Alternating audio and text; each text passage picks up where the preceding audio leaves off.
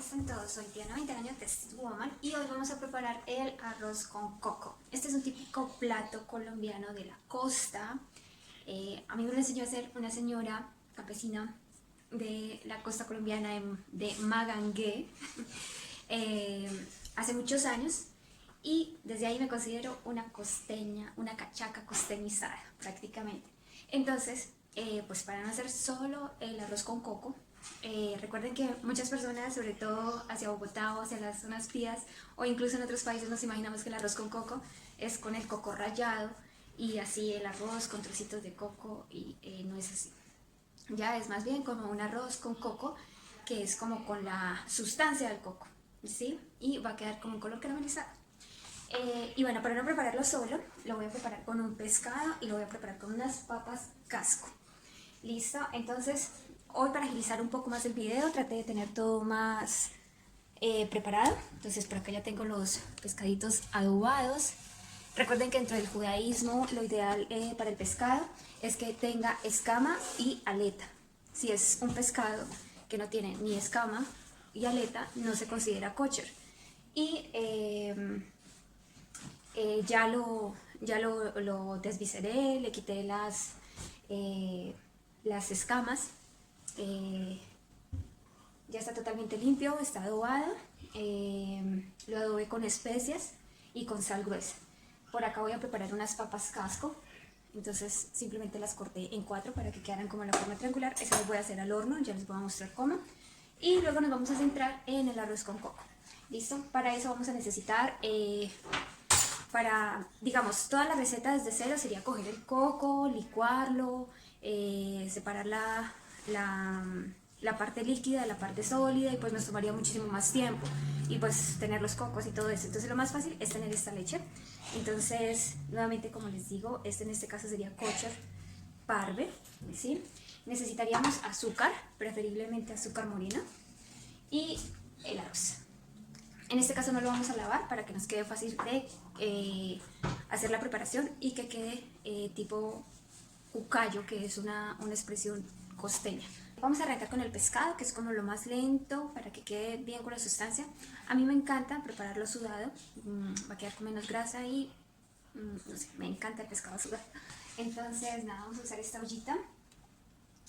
Dentro de la cocina judía, generalmente se tiene batería de cocina para lácteos y para cárnicos, entonces, y para parve. Entonces, por ejemplo, para parve generalmente tienen de este color, o azul, y mientras que para carne es rojo y para leche blanco. ¿Listo? Entonces, nada, vamos a arrancar. Entonces vamos a colocar una pizquita de aceite muy pequeña. Es como para freírlos. Esto es ajo. Entonces, acabo de colocar el ajo. No se necesita que sean trozos tan pequeños porque realmente es como para un sudado. Entonces, no, voy a colocar la cebolla.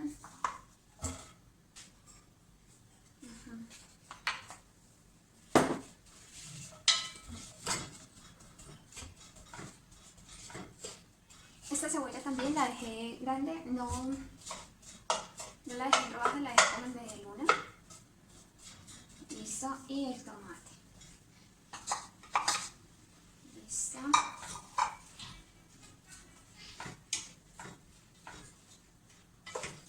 Esto lo voy a dejar ahí un momento, y pues voy a ir haciendo como hacemos en las casas, en la vida real. No hacemos una cosa, luego la otra, sino vamos trabajando en todo. Entonces, nada, con la papa. Yo la corté así. Lo que hice fue secarla para secar el almidón que queda, y pues que obviamente se lavó. Listo. Ahora lo que voy a agregar es simplemente paprika, ¿sí? Paprika y sal. Entonces, generalmente ya encuentran estas mezclas hechas. Entonces, aquí está este mix de especias, y ahora esta, ¿no?, que trae la paprika incorporada.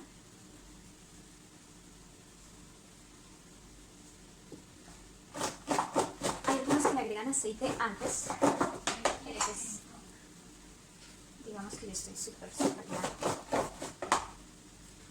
Ahora le pongo pueden agregar durante el proceso como para se adhiera la paprika a la papa.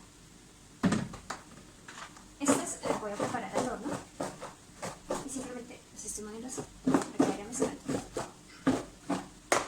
el mismo método.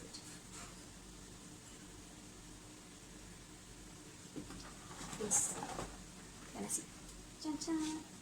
Entonces aquí ya tengo el horno que está precalentando. ¿Sí?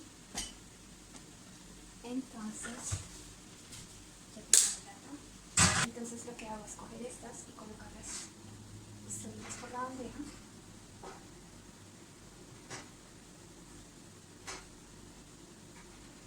Y estando allí las voy a dejar por unos 20 a 30 minutos. Cuando vayan 20 pues revise un momento y luego vamos a purificar. Estas son supremamente fáciles de hacer, no quedan grasosas, quedan súper deliciosas.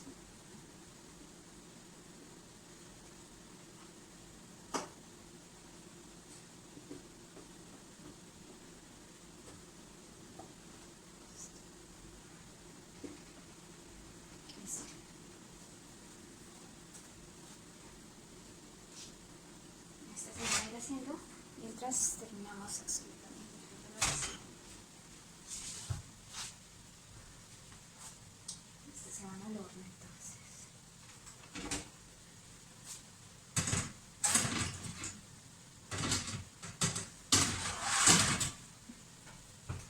Listo, entonces vamos a continuar con el pescado.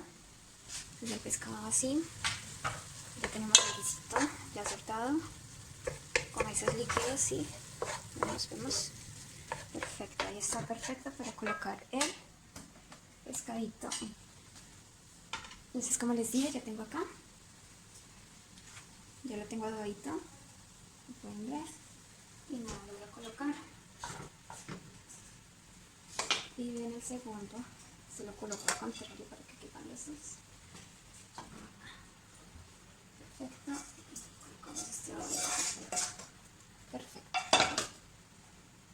Listo, entonces va a quedar algo así. ¿Listo?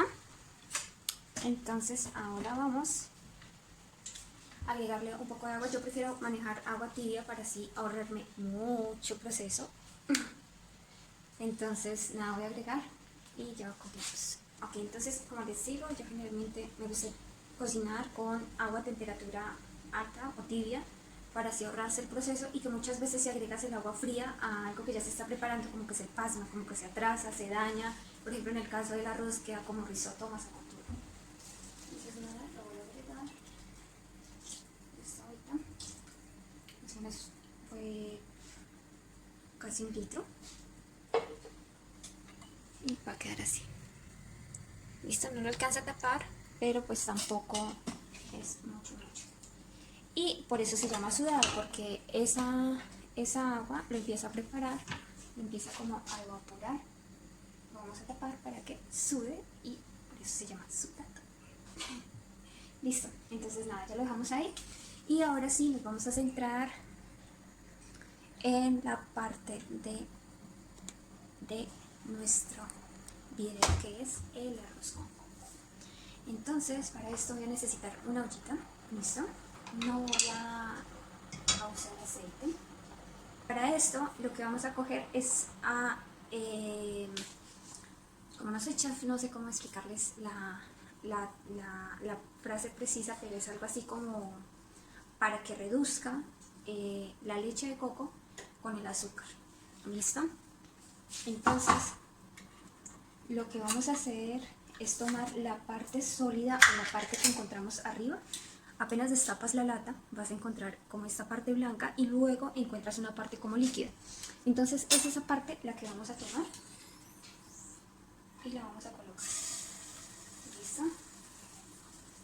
No la parte líquida, solo la parte espesa, esto, así.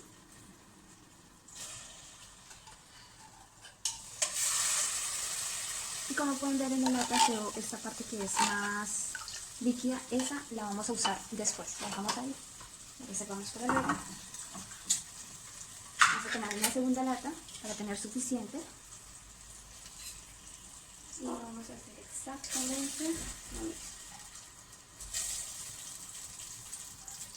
tenemos que ver de la parte líquida para que así nos vayamos a demorar menos reduciendo. Listo. Listo, entonces van a ver así. Listo. Y esto lo empezamos a mezclar preferiblemente con una cucharada de madera. La receta de la abuela. La madera. Y empezamos a batir, batir, batir, batir. Y le vamos a agregar el azúcar. Que yo sepa, es a ojo. Entonces,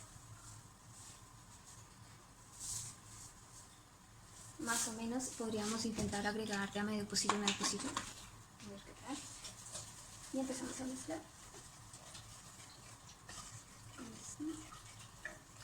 Y de ahí es básicamente donde va a tomar el color caramelo. Muchos, quizás en varios países o no sé, o en diferentes lugares, hacen la trampa de colocarle Coca-Cola para que coja el color, pero no está bien. Simplemente vamos a batir mucho, mucho, mucho, mucho. Y vamos a buscar que esto espese o reduzca hasta que quede como un pegote. Listo, ese pegote es el que llaman en la costa cucayo. Mientras les voy a contar, acá en Israel estamos celebrando algo que se llama Hanukkah, o la fiesta de las luces, o la fiesta de los milagros. Esta fiesta se celebra, bueno, los judíos llevan otro calendario diferente al gregoriano, entonces se celebra el 25 de Kislev. Y muchas veces se confunde, digamos como para otras religiones, con la fiesta de las velitas, ¿listo? Pero pues generalmente, como muchas personas saben, dentro de este tipo de religiones se fueron fusionando como religiones antiguas para las intenciones políticas de ese entonces, de Grecia, Roma, de su expansión por todo el continente o el mundo que se conocía en ese entonces. Entonces de ahí viene la historia de que, o lo que yo sé, nuevamente les digo, es desde lo que yo he aprendido, lo que yo les puedo explicar. No soy un referente en el tema, ni soy una rabanit, ni soy para que no me vayan a acribillar. Entonces lo que yo sé es que, recuerdan por allá cuando hablaban de Abraham, que Dios le hizo una promesa y se inició el pacto, y a raíz de ese pacto, digamos que el primer hijo fue Isaac, luego nació Jacob, y Jacob tuvo 12 hijos y una hija. Esos 12 hijos nació José, y José, los hermanos le tenían envidia, entonces los hermanos lo querían matar, pero finalmente Rubén, como de los mayores, dijo no, mejor vendámoslos a los egipcios para que se vaya a Egipto como esclavo. Y rompieron las ropas y mataron un cordero y la sentaron de sangre y se la llevaron a Jacob, y Jacob vio y dijo, sufrió mucho por su hijo. Y de ahí es donde dicen que no debemos estar tristes, porque cada vez que estamos tristes, como que la presencia de Dios se aparta de nosotros. Y eso fue lo que pasó con Jacob. Jacob tenía muchísima capacidad espiritual, como capacidad de profecía, de todo esto, pero en el momento en el que él se entristeció tanto, perdió esa capacidad para poder percibir que su hijo estaba vivo. Y él lo supo como 30 años después, que fue cuando lo llevaron, y bueno, ya han visto esa historia muchas veces. Entonces ahí es cuando ya murió, ya se fue todo el pueblo, porque había una hambruna y había escasez de víveres y todo esto. Entonces todo el pueblo, digamos, es como que en ese momento todos necesitemos irnos a Estados Unidos, por ejemplo. Entonces pasaron ya muchos años, se murió José, se murieron sus descendientes, y ya digamos que en Egipto estaban sufriendo muchísimo porque los tenían totalmente doblegados. Entonces ahí es cuando aparece Moisés, que de las aguas, y él los saca de Egipto, porque Dios tenía un propósito, que era entregarles la Torá, que es como, más que todo es como un manual de un propósito, ¿sí? Entonces, digamos, es como de las primeras civilizaciones que tenían como unas reglas establecidas, y esto no lo hemos rescatado muchísimas veces porque nos dejamos llevar más como por la religión y por todo este tipo de cosas, más que por el valor real de las cosas. Entonces ahí recibieron la Torá como un manual, como para poder convivir, para poder hacer las cosas conforme a que Dios estuviese feliz con nosotros y nosotros con Él, y todo este tipo de cosas, y mantener un contacto directo, ¿sí? Y así fueron desarrollando todo. Construyeron el primer templo, fue destruido, ¿sí? El templo de Salomón. Luego Salomón, que era el hijo de David, David Amelech, luego Shlomo Amelech, y luego fue construido un segundo templo, ¿sí? Sé que uno duró 410, el otro 420 años, y en ese momento estaba Grecia. Entonces no sé si recuerdan algo de historia, estaba Grecia tratando de gobernar, digamos, todo el continente. Y, digamos, llegaban a una tribu de indígenas o algún pueblo y la intención de ellos no era matar, la intención de ellos era adherir para expandir su poder. Entonces simplemente ellos decían como, ¿cuál es la manera de controlar? Pues con el sistema de creencias. Y lo que hacían era como adherir. Entonces por eso crearon esa religión católica, que se dice católica, romana y apostólica. ¿Sí? Entonces ahí es cuando realmente se crea esta religión, ¿sí? Y, por ejemplo, como ustedes pueden ver, en el Papa el día de hoy tiene como ese gorrito así en forma de pescado, era para adorar el dios pez. En Roma está el obelisco con unas líneas alrededor que era para adorar los dioses de la fertilidad. La Virgen y tenía así un niño, que era absurdo porque pues la Virgen se supone que era pobre y el bebé, entonces porque estaba este adoro, era para imitar a Osiris con su hijo Isis, Isis con su hijo Osiris. Las cuentas del rosario, varias cosas. Si ven aquí en la vestidura del Papa o de los sacerdotes se dan cuenta que tienen esto que es para imitarlo del faraón. O sea, era como diferentes creencias que las iban adhiriendo de aquí, de allá, de aquí un poquito de acá, y así como que la gente no se veía obligada a dejar sus creencias, pero se conectaban a su reino, por decirlo así, al poder. Estaba Alejandro Magno y cuando llegaron de los judíos, pues vieron que ellos no aceptaban, que eran monoteístas, que tenían su propio sistema de creencias, que eran súper fieles a Dios. Y por ejemplo el Cohen Gadol, que era como el sacerdote más importante, era wow, o sea, inspiraba una espiritualidad, su vestimenta, que hasta Alejandro Magno lo reverenció. Entonces ellos trataron de hacer de todo para convencer a los judíos como, mire, vamos a adherir a este tipo de cosas y esto, y no era posible. Entonces ellos se dieron cuenta que la fácil era asimilarlos. Asimilarlos es como irlos convirtiendo poco a poco, como con las mujeres, como pasó con Salomón, y con las creencias, y obligándolos a, por ejemplo, si no hacían las cosas los mataban, el tema de la circuncisión también los mataban, colocar cosas en las puertas para como deshonrar a Dios y todo este tipo de cosas. Entonces como que ellos, ok, pues tampoco lo vamos a hacer. En los animales tenían que colocar como en los cachos, en las orejas, como esto es propiedad de otro Dios, por decirlo así. Entonces ellos dijeron, bueno, pues no usamos animales. Y ya llegó el punto en que precisamente como Grecia tenía efectivamente mucha sabiduría, pero también adoraban muchísimo al cuerpo. Entonces para ellos les parecía como una falta de respeto al cuerpo el tema de la circuncisión, entonces por eso lo castigaron. Y ya los tenían totalmente doblegados, y llegó un punto en que una familia que se llaman los Macabeos, de ahí Maccabi, hay muchas cosas acá, equipos de fútbol, hay algo de salud también que se llama Maccabi. Ellos como que tuvieron la fortaleza de enfrentarse.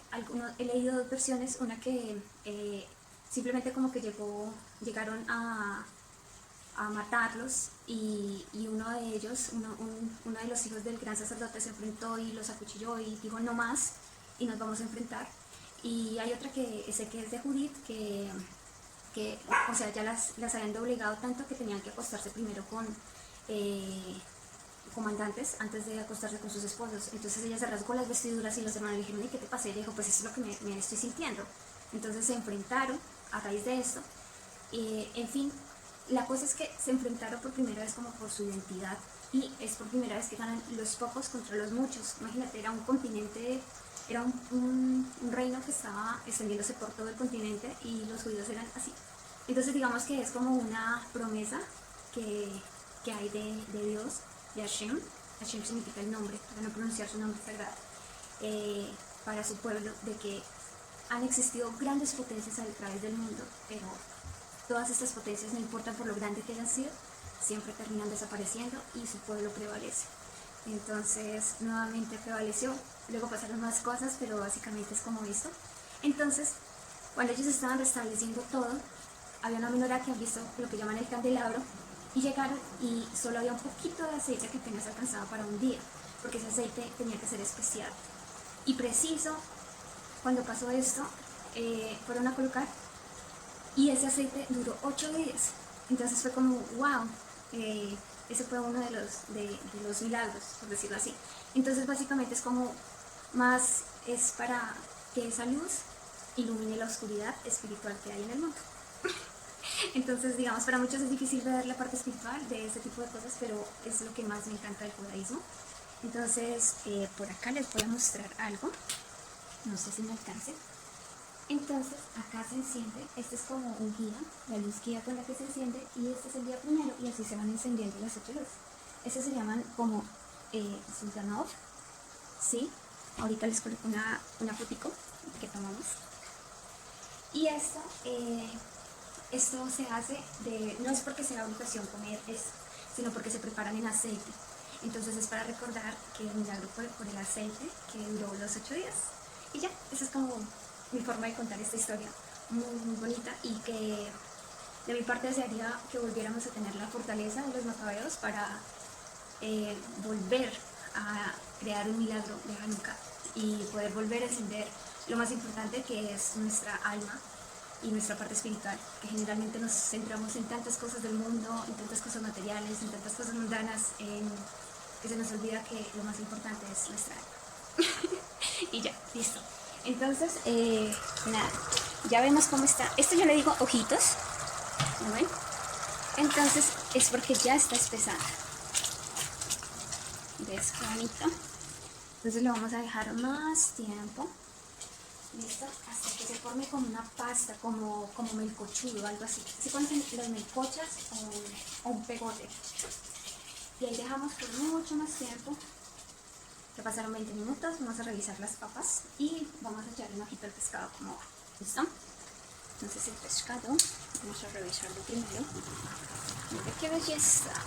Si ven cómo abrió de súper chévere. A mí me gusta cortarlos, le digo asesinar esas rayitas para que filtre el sabor del guisito, la sustancia. Y nada, vamos a mirar por acá cómo van nuestras papas. Ay Dios, lo que no hace para nadar.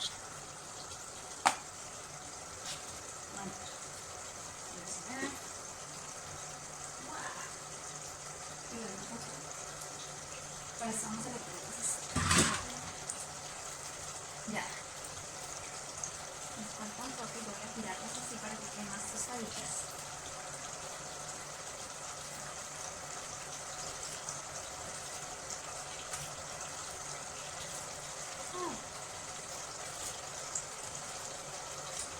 Ya están perfectas.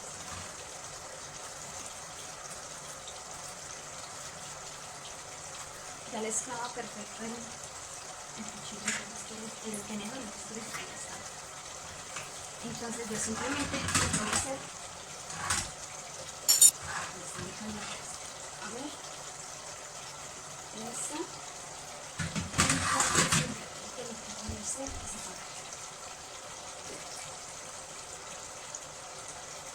ya, con 20 minutos estuvo perfecto.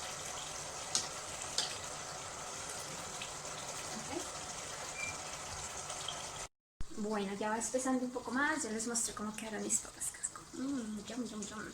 Y en hebreo es taimeot. Taimeot es como muy rico. ¿Listo? Entonces sigue espesando esto. De lo de Hanukkah les dije lo de la fiesta de las velitas. Entonces digamos como esta es como una de las fiestas que quedaron como acomodadas a lo del judaísmo, porque ellos querían como convencer a los judíos de que se adhirieran, ¿sí?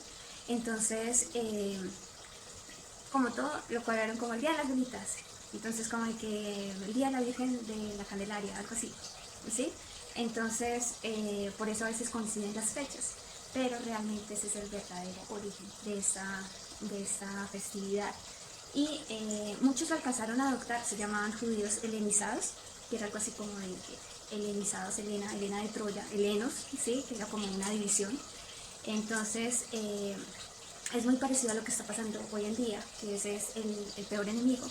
No es como muchos creen que son los árabes, los musulmanes, o como lo fue en su momento muy trágico Hitler y los nazis, sino la mejor, la mejor arma es la que no se percibe. Entonces es como lo que están haciendo los judíos hoy en día. Muchos judíos así como de que, eso para que guardar Shabbat, para que colocar la kippah y olvidar. La kippah es para recordar que hay alguien superior, o sea, en el caso de los hombres.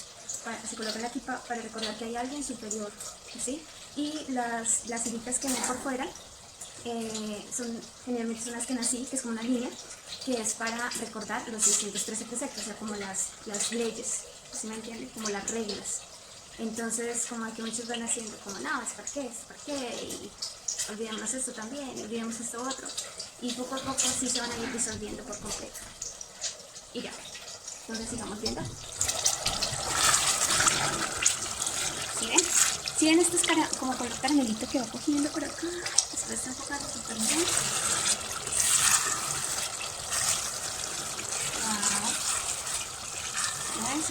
Que se va formando como una parte de aceite y otra parte, entonces ahí se está formando el yugo cucayo húmedo. Como ven.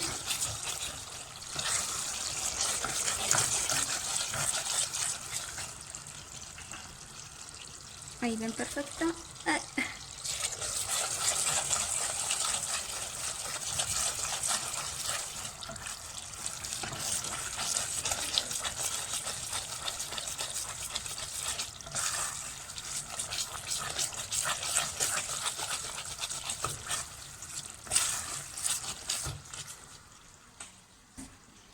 ¿Qué tal? Esto me encanta. Realmente hay una chica que se llama, a mí me encanta, se llama Avril McCall, desde República Dominicana, creo. Entonces, en algún momento la escuché y ella decía que cuando uno quiere hacer un canal de YouTube tiene que ser algo que le guste mucho. Y la verdad que la cocina me encanta. Bueno, la cocina y las carnes, no sé qué me encanta más. Me encantan las carnes. Hay algo que yo decía cuando tenía la empresa, como ya saben, yo soy médico veterinaria, soy tecnista, entonces decía, o sea, como hay que, por fortuna no soy médico porque me como a mis pacientes. No sé, o sea, me encanta la carne. Amo los animales, pero considero que hay una forma consciente de consumir la carne y muchos de nuestros ancestros lo demostraban cuando pedían permiso tanto a Dios, a la naturaleza y también en las bendiciones dentro del judaísmo cuando se agradece, cuando hay sacrificios del ganado, los shohet, cuando hacen la shejita, o sea, cuando hacen el sacrificio ellos también pronuncian la bendición y todo el proceso, o sea, como un agradecimiento. Entonces, y también como el no sufrimiento de los animales y también dentro del judaísmo, al consumir los alimentos y bendecirlos, se expresa como la chispa divina que tiene ese alimento. Entonces eso pasa con la carne.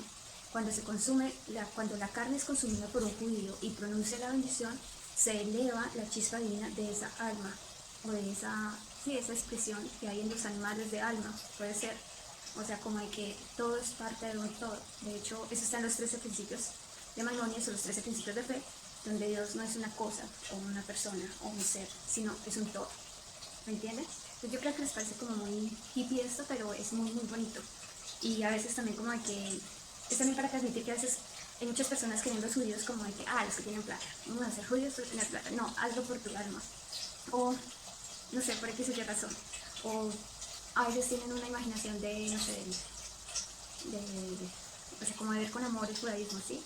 Porque a veces, no sé si han escuchado eso, que mientras que exista un judío, va a ser como las abejas para el planeta, para la naturaleza. Y a veces lo vemos más como la parte materialista, la parte política y todo esto, y las guerras, y no es así, o sea, es más importante nuestra alma. Y también, o sea, como para los judíos que dicen como estamos olvidando o dejamos de guardar Shabbat y dejamos de guardar todo ese tipo de cosas porque somos modernos, pero realmente no es porque son modernos, sino porque poco a poco los están asimilando y nos estamos autodestruyendo, por decirlo así. Listo. Esto está cogiendo un color perfecto. Va a quedar como casi quemado.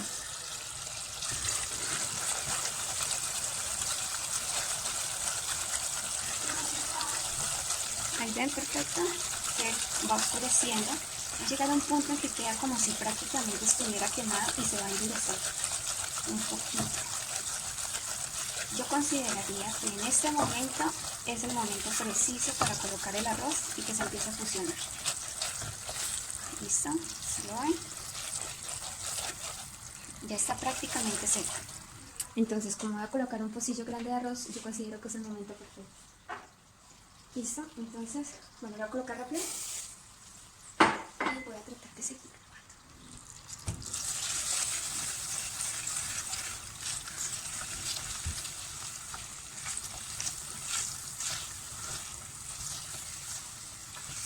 Listo. La idea es como ir fusionando esto. Necesito tener un momento de quitar.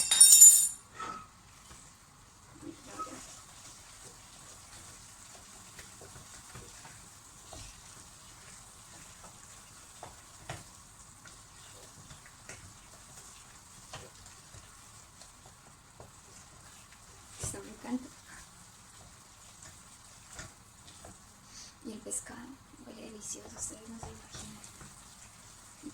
Sigo insistiendo en que debería haber una aplicación, algo, no sé. Deberían incorporarlo en los teléfonos.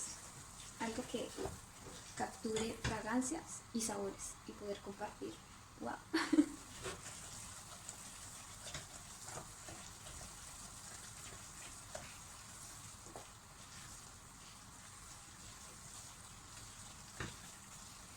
Un momentito. Ok, listo, ya quedó así. Como un pegote, como les he dicho. Listo. Entonces ahí voy a coger lo que me quedó de la agüita.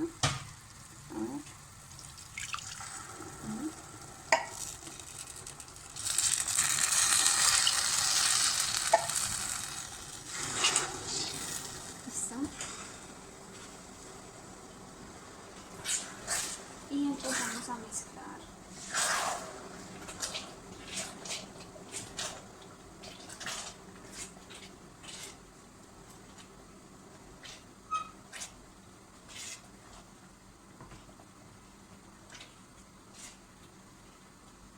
Ahí les muestro. Bien, súper bien mezclada.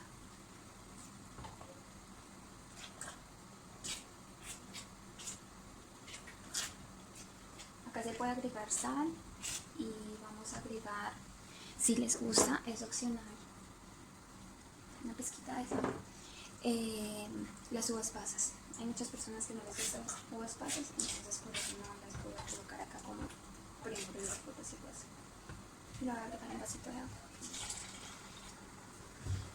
Bueno, de aquí para allá va a ser como cuando se prepara un arroz normal. Entonces simplemente lo dejamos ahí, que hierva, y cuando ya se ve que salen ojitos, o sea como que está espesando, le bajamos el fuego, lo tapamos y lo dejamos un buen tiempo ahí, ¿vale? Ok, en esta parte, como les digo, dejamos así, listo, pero sería bueno que mientras espesa vamos a mirar, o sea como hay que sientan al tacto el fondo de la olla, porque hay momentos en que se va a pegar, entonces hay que evitar que se pegue para que no se vaya a formar como un pegote. Entonces como que sienten el fondo de la olla. No tienen que estar ahí revuelva, sino solamente como vigilando que no se vaya a pegar. Y por acá vamos mirando como ese pescadito delicioso. Miren eso, no les antoja un pescadito así. Por favor. Muy delicioso, deliciosísimo.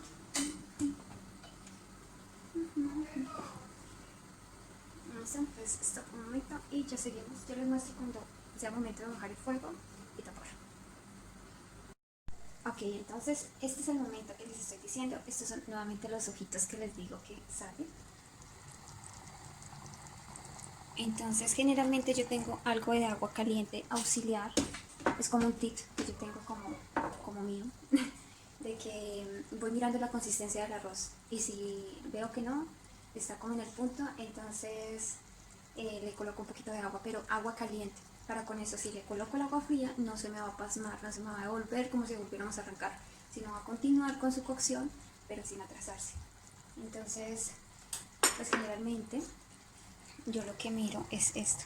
¿Sí ven? Como de que todos los arrocitos estén cristalinos, y aquí todavía no, hay unos que están blanquitos. No sé si la cámara los enfoca bien. ¿Sí? Entonces esos es que todavía no están listos. Entonces ahí generalmente le agrego un poquito de agua y lo dejo otro momento, revuelvo. Ya se está pegando. Lo bueno es que va a quedar con pega.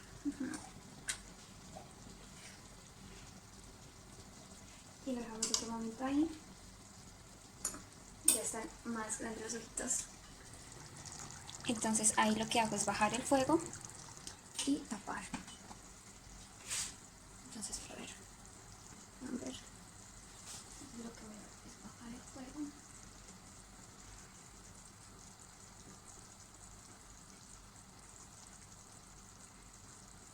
No siento que haya bajado, señor.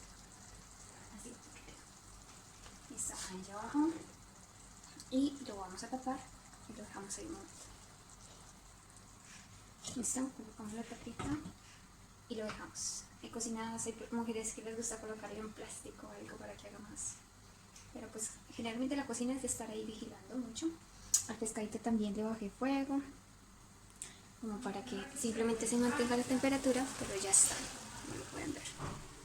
Listo, entonces ya casi vamos a servir.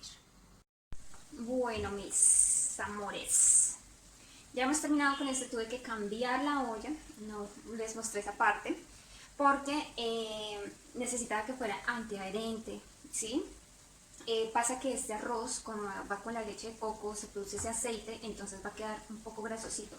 Más, ya está, quedó súper suavecito, van a ver, no sé si alcanzan a ver perfecto ahí.